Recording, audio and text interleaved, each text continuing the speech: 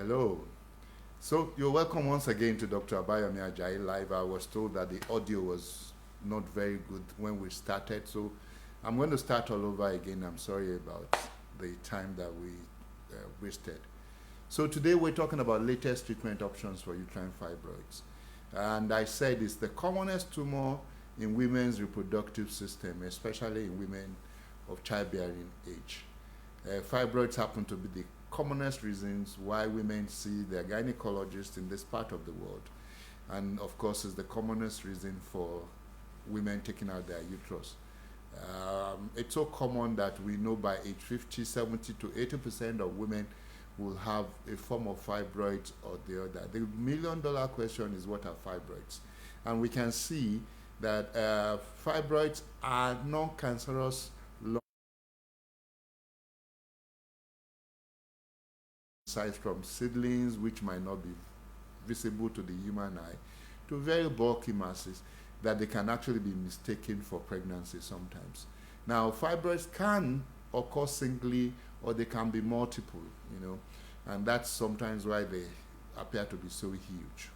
They're commoner and tend to be bigger in black women. That's been shown all over the world, even in places where women, black and white women, abide together. The types of fibroids, well, we try to categorize fibroids based on their location.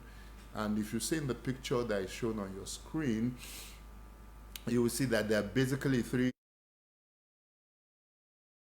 fibroids that happen to be located where the baby is supposed to be, the cavity, inner cavity of the uterus, what we call submucous fibroids. These are probably the most troublesome of fibroids because no matter the size, something needs to be done about them, And then you have the second type, which are the ones that occur in the muzzle of the uterus, which we call intramural fibroids.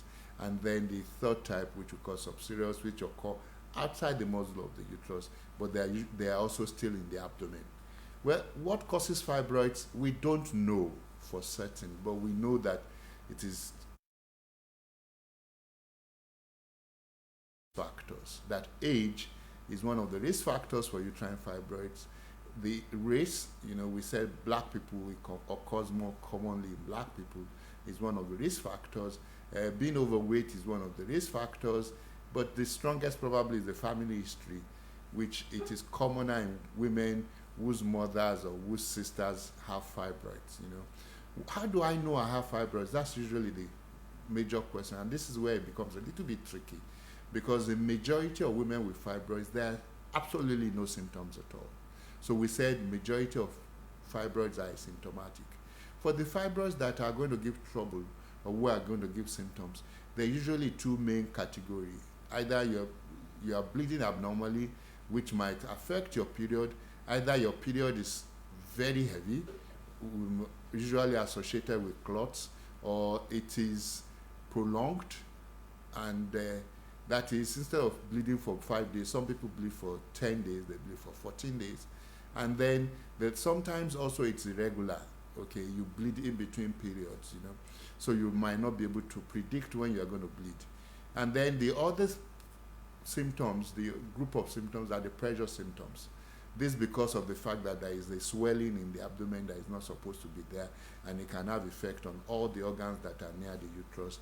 Like it could have effect on the intestine, it could have effect on the bladder, it could have effect on the rectum, So these are pressure symptoms, and sometimes it can actually have effect on the kidneys by having back pressure on the ureters, which actually goes into the kidneys. And how do you make a diagnosis of fibroids? Usually, like we said, it is diagnosed not because you know you have fibroids, but either because you've gone for a medical or you've done a scan, either the scan because you're pregnant, and then you see that fibroids are detected. So the commonest way that fibroids can be suspected is by examination, and then we now have a definitive diagnosis by doing scan, or we do MRI, or if you're trying to localize especially the fibroids that are where the baby usually stays, then we might be talking about hysteroscopy or the water scan. the saline scan that is sometimes done, what we call hysterosonography. So, but what we're talking about today actually is with the treatment, and that's where I'm going to spend some time. And we're talking really not just about the treatment of uterine fibroids, we're talking about the latest advances in the treatment of uterine fibroids. Okay, there's some drugs, there's some newer drugs now that can be used for fibroids. Okay, so we have some oral drugs now that you can use for fibroids. The GnRH antagonist drugs that are now certified for fibroids. There's some selective estrogen modulators that can also estrogen receptor modulators that can be used for fibroids, but I don't want to mention the name of any drug, but these are drugs that can also be used for fibroids. Surgery also, it's, of course, we know that we've always been doing surgery, but there is a form of surgery that is becoming more and more common with fibroids now, which is vaginal surgery. Please kindly like and share this video so that other people can learn from it. So vaginal surgery also is rearing its head more with uterine fibroids now, and so now it's not unusual sometimes when the fibroid is not too big to do vaginal hysterectomy, and the skill is actually becoming more and more with that now. But of course, we know the minimally invasive or pinhole surgery are also some of the things that we've had a lot of progress on. So I'm talking about hysteroscopy, but there is also this hysteroscopic method that is called ablation, which is just burning the uterus, the lining of the uterus. Okay, but that's not very commonly done for whatever reason in this environment. But it's one of the things that we're also going to be looking at more and more with time, because it's not very, very invasive. Of course, laparoscopic surgery, whereby you can enter into the abdomen without cutting open, what we call pinhole surgery, is also one of the things that you can do.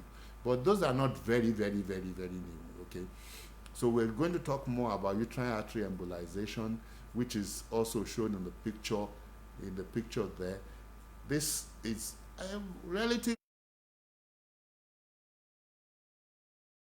inject some things into the uterine artery through the femoral artery, and then you can starve the fibroids of blood supply, and then it sort of withers away or shrinks. So these are some of the newer things, and fortunately they are available even in this part of the world. So it's possible to do uterine artery embolization. Of course, the problem is that usually it's not recommended for people who still want to get pregnant. But I bring you good news today about what we're talking about, which is not a non-invasive method, which we call high-intensity focused ultrasound. This is where I'm going to spend some time, and I'm going to show you a video as we go along. This HIFU, that's what it's called, high-intensity focused ultrasound. Now, many people ask, how does this work? It sounds too good to be real, that we're not going to do any surgery and you treat fibroids. Yes, it does work using ultrasound. Yeah, you heard me right. It uses ultrasound. And the principle is that it converts ultrasound to heat energy. All right, you remember, in those days in physics, we used to do a kind of experiment where you put a piece of paper and you have a magnifying glass at a particular distance away from the paper. The paper actually catches fire.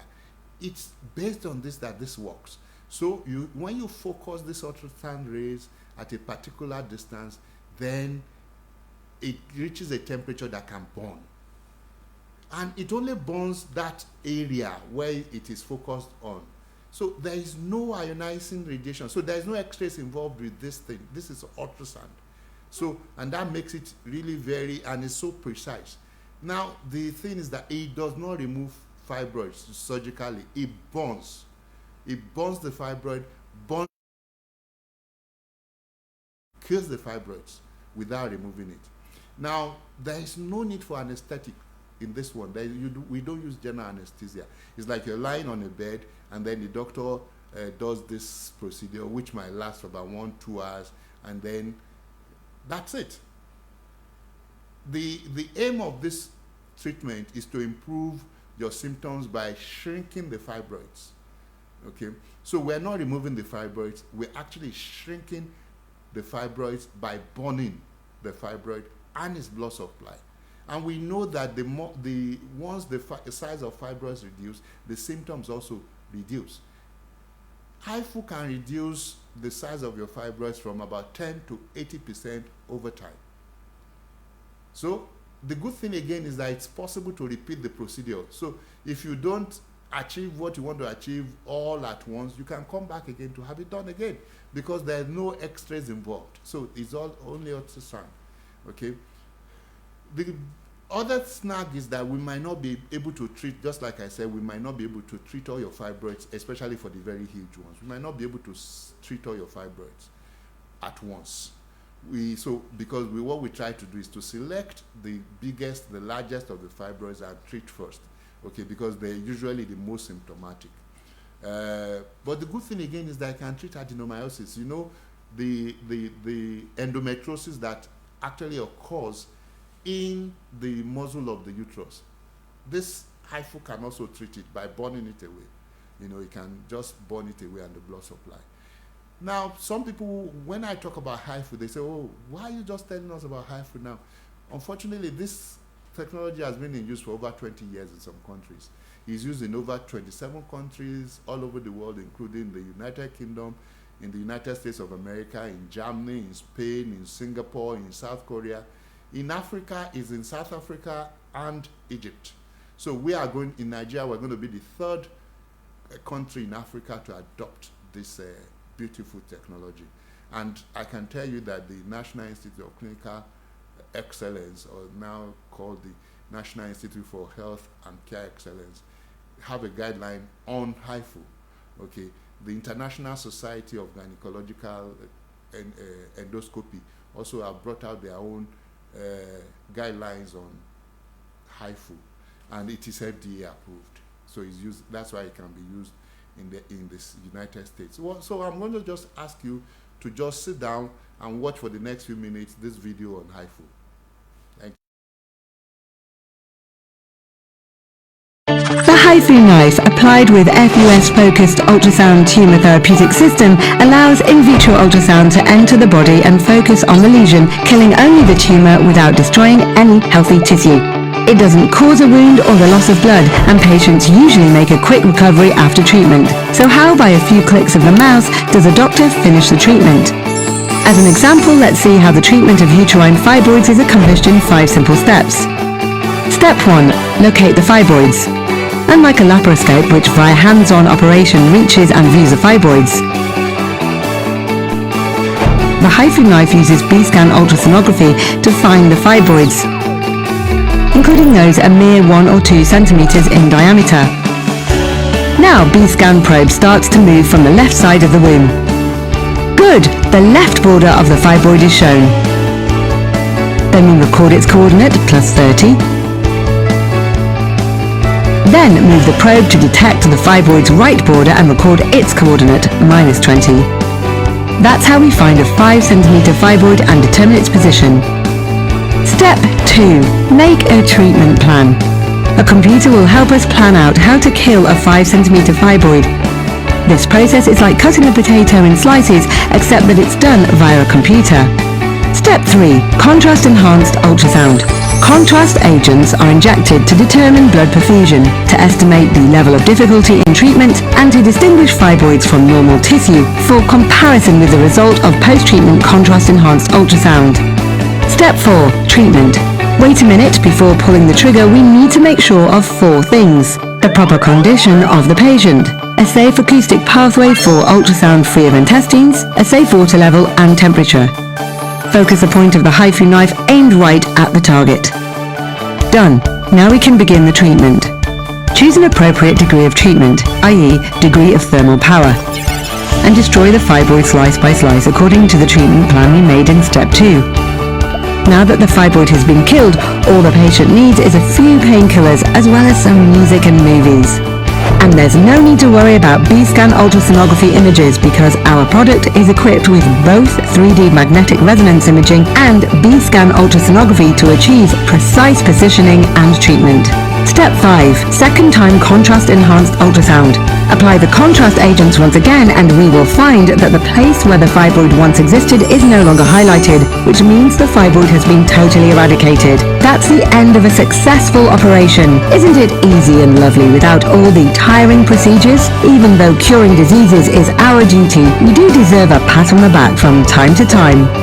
After the operation, nurse the uterus for 2 hours by cooling it down. Then the patient can begin having water, food and moving around. She will be able to return to work in 3 days. The residual fibroid will be cleared by the immune system. The patient will be able to get pregnant 3 months after the operation.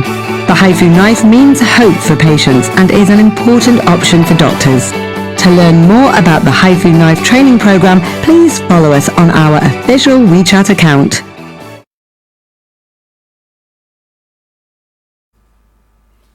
Yes, I'm sure you must have picked one or two things from that video. Of course, there are some questions that people ask. I'm going to try to answer some of the questions, but I think what the question that is probably most popular is HIFU for everyone. That's not the idea. HIFU is just to add to what the methods that are available for treating fibroids. So it's not for everyone. Before we can do HIFU, we need to do an MRI to be able to see the size, the location of the fibroids, and then we can advise you whether you can consider HIFU as a method for treatment of your fibroids.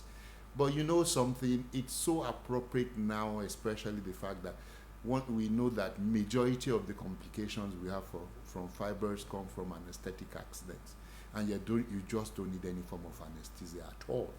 And you can also go home the same day. So it's like a day case. You can go home after treating your fibroids the same day. So the advantages are they are enormous. Well, there's people who probably might not be able to do fibroids. HIFU are people who are obese. If you are above 120 kg, it might not be recommended for you. But we can also look at because what is important is the skin, the radius of the skin, the thickness of the skin, to see how the fat layer, whether HIFU can still penetrate the fibroids.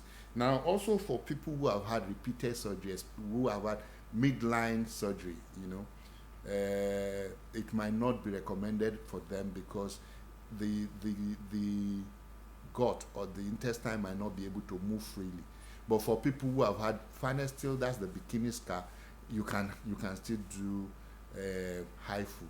What are the complications that can arise from HIFU? The commonest complication is that you can have the abdominal pain you can have some nausea and fever. Of course, these analgesics will knock off, Yes, also you can have some skin burns, and that's one of the reasons why we do not make you sleep, so that you can tell us if there is so much pain around your skin area, so that you don't have any burns. Okay. Also, sometimes when the nerves when the HIFU rays are too focused on nerves, you could have foot drop, but that's very, very rare, because you are awake. You can tell us if you're having pain in your legs, so that the treatment can be paused or sometimes can even be stopped. The other thing is that bowel injuries might occur, and that's why we say that for people who have had midline scars, we don't want to do HIFU for them. And also you have bile preparation, whereby your bile is empty and there is no gas. So those are the things that can go wrong when you do HIFU, but most of the time this rarely occurs. There's some places, I think in South Africa, they've done about 400 and something cases. I think they've had only one burn, but it did not require any major treatment, just dressing of wounds. So it's not something that it's a commonplace. But the good thing about HIFU is that we don't have enough figures yet, but the figures that we have shows that you can get pregnant after HIFU, and that's very, very important, especially in this environment. And that's why Nordica has collaborated with Chongqing Medical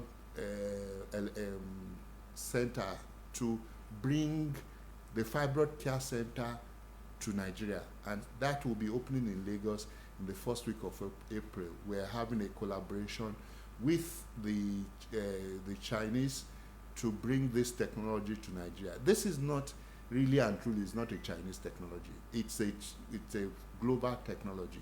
There are some companies in America that are making the same thing.